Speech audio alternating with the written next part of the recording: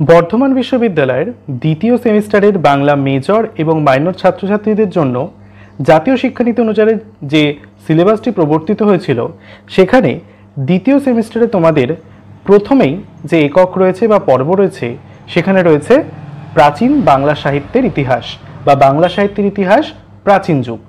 সেখান থেকেই আজকে আমাদের বর্ধমান বিশ্ববিদ্যালয়ের জন্য প্রথম ক্লাস।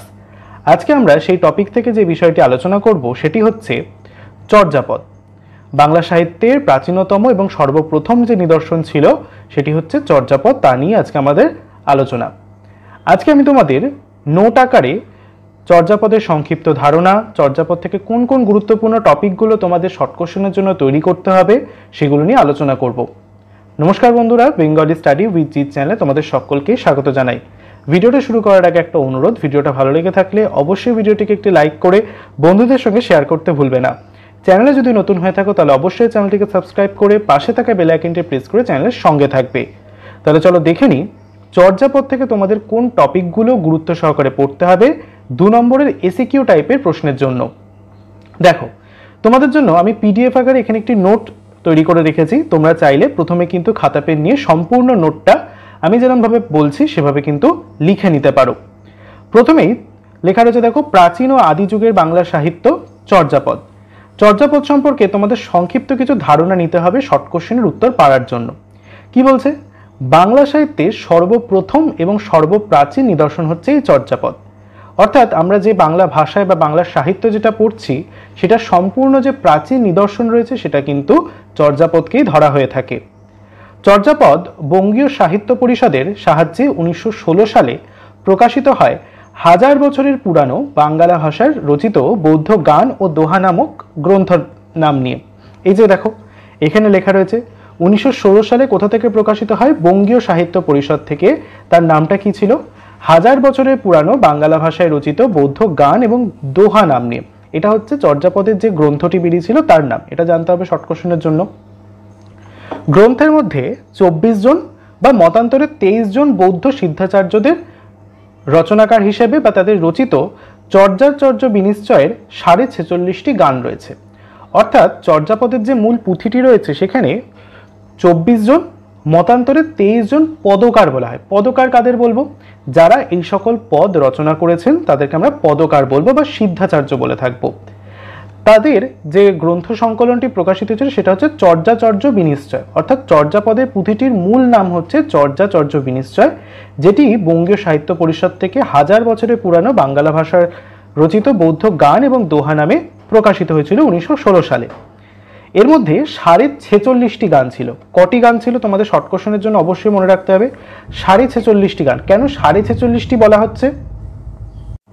কারণ তোমাদের মাথায় রাখতে হবে এই পুঁথিটি অত্যন্ত প্রাচীন এবং বহুকাল আগে লেখা, তাই স্বভাবতই কালের নিয়মে সেটার বিনষ্ট হওয়া কিন্তু স্বাভাবিক।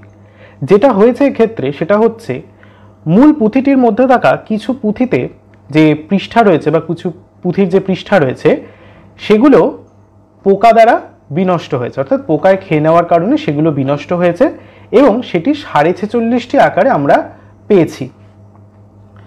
এরপরে দেখো, চর্যাপদে বৌদ্ধ ধর্মের গূঢ় সাধন প্রণালী ও দর্শন তত্ত্ব নানা প্রকার রূপকের মাধ্যমে আভাসে ইঙ্গিতে ব্যক্ত হয়েছে।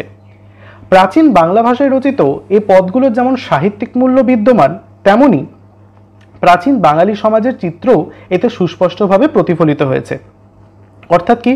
প্রাচীন বাংলা, আমরা দেখো এখন বর্তমানে যে বাংলায় অবস্থান করছি সেখানকার সমাজ চিত্র তো আমাদের সকলের সামনে প্রস্ফুটিত, সকলেই জানি।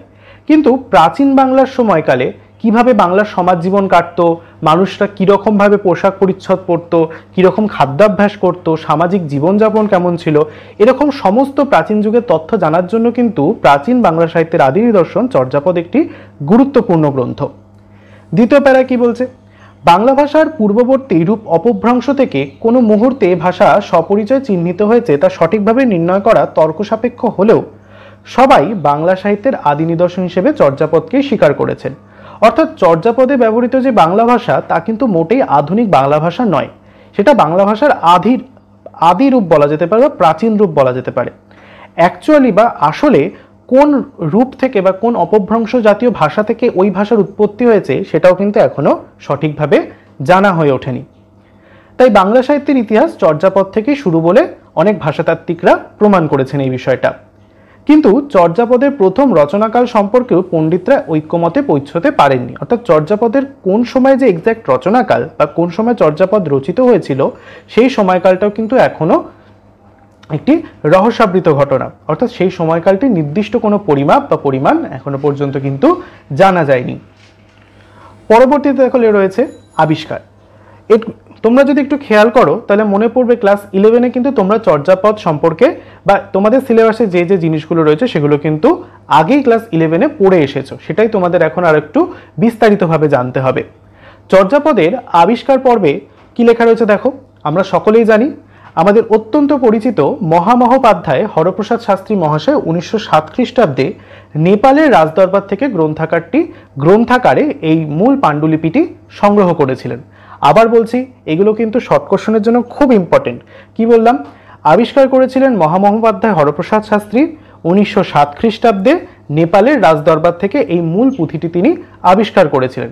কেন? এবার প্রশ্নটা আসতে পারে যে নেপালে কেন পাওয়া গেল বাংলার পুঁথিটি? আসলে এইটি বাংলাতেই রচিত হয়েছিল, অর্থাৎ আমাদের বঙ্গদেশেই রচিত হয়েছিল। কিন্তু তৎকালীন কিছু সামাজিক বিশৃঙ্খলার কারণে, সামাজিক অবক্ষয়ের কারণে আমাদের প্রাচীন পদকর্তারা এই সমগ্র পুঁথিটি নেপালে গিয়ে সংগ্রহণ করেন। অর্থাৎ নেপালে তারা পালিয়ে যান এবং সেখানে গিয়ে তারা পরবর্তী পুঁথিগুলি রচনা করে সেখানেই সংগ্রহ করেছিলেন। পরবর্তীকালে নেপালের রাজা সেটি তার লাইব্রেরি বা গ্রন্থাগারে সেটি সংগ্রহ করে রেখেছিলেন।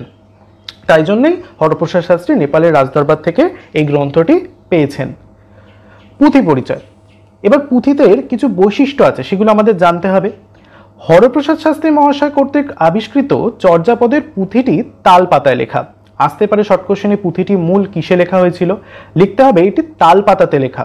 তাহলে স্বভাবতই বোঝা যাচ্ছে এখনকার মতো তো উন্নত মানের কাগজ সেই সময় ছিল না। তাল পাতায় যেহেতু লেখা, তা সময়ের নিয়মে সেটা বিনষ্ট হওয়াটাই স্বাভাবিক।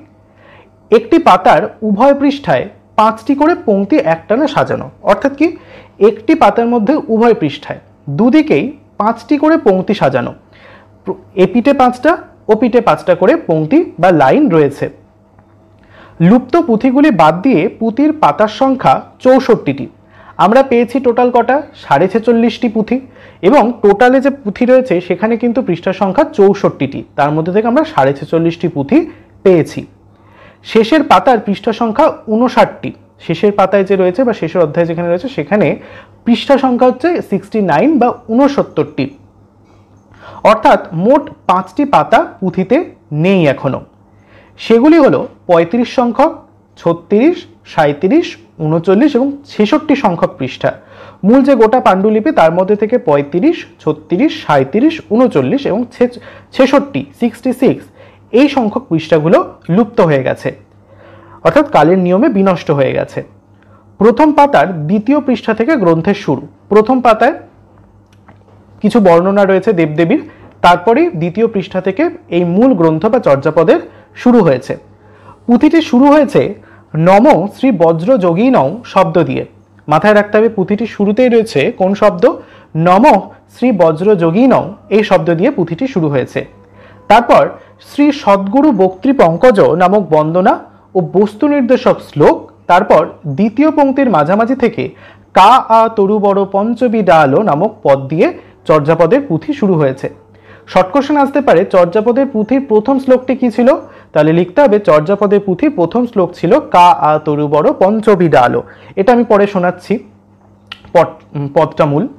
এই পদটি রাগ পটমঞ্জরিতে উল্লেখ করা হয়েছে, অর্থাৎ এই পদের যে রাগ সেটি হচ্ছে পটমঞ্জরি।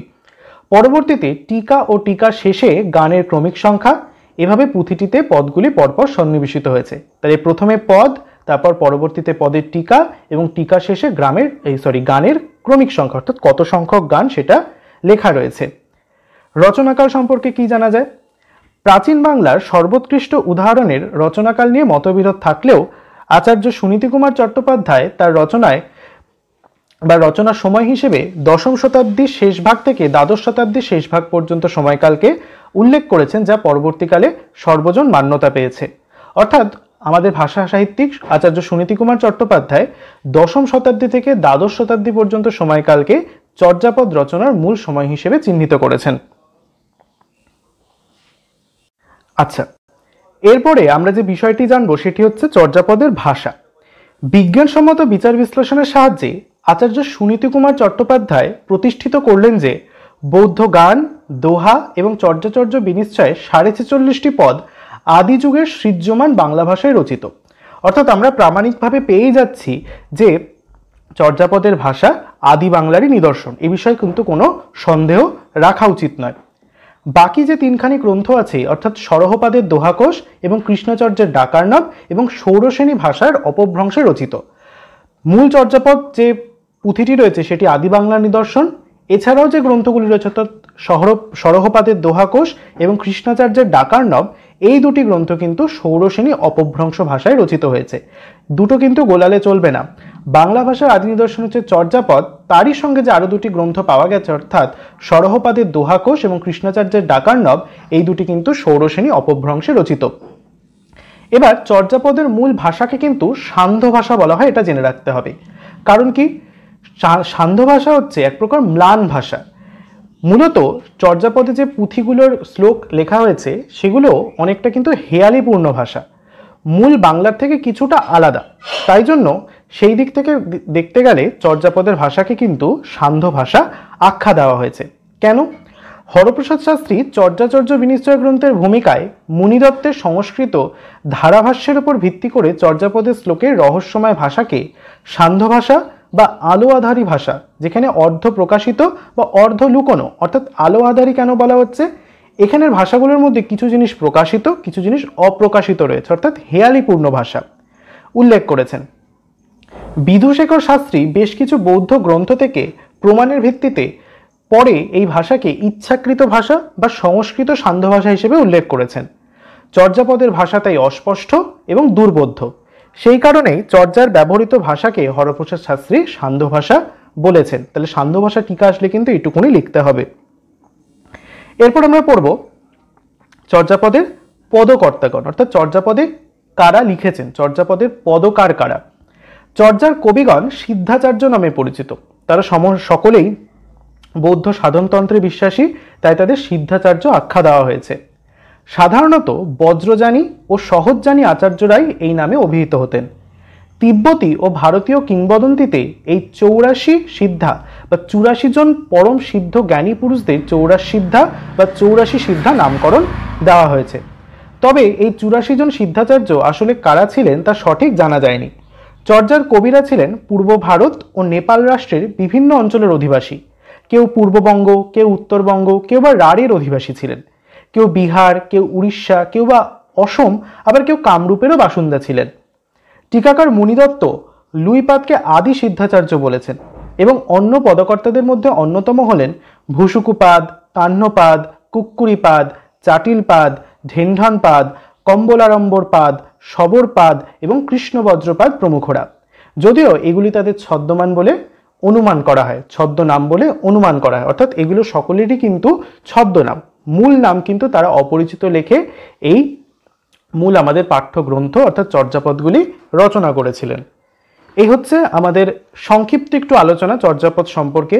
এরপরে চর্যাপদে তোমাদের জন্য শর্ট কোশ্চেন এবং বড় প্রশ্নের সমস্ত সাজেশন তথা নোট আকারেও ভিডিও আসবে। ভিডিওটা যারা সম্পূর্ণ দেখলে, চর্যাপদ সম্পর্কে যারা সম্পূর্ণ তথ্যটা নিতে সক্ষম হলে তাদের কাছে অসংখ্য ধন্যবাদ জানাই। ভিডিওটা ভালো লেগে থাকলে অবশ্যই ভিডিওটিকে একটি লাইক করে বন্ধুদের সঙ্গে শেয়ার করতে ভুলবে না। চ্যানেলে যদি নতুন হয়ে থাকো তাহলে অবশ্যই চ্যানেলটিকে সাবস্ক্রাইব করে পাশে থাকা বেল আইকনটি প্রেস করে চ্যানেলের সঙ্গে থাকবে। দেখা হচ্ছে পরের ভিডিওটিতে। সকলে ভালো থেকো, টাটা।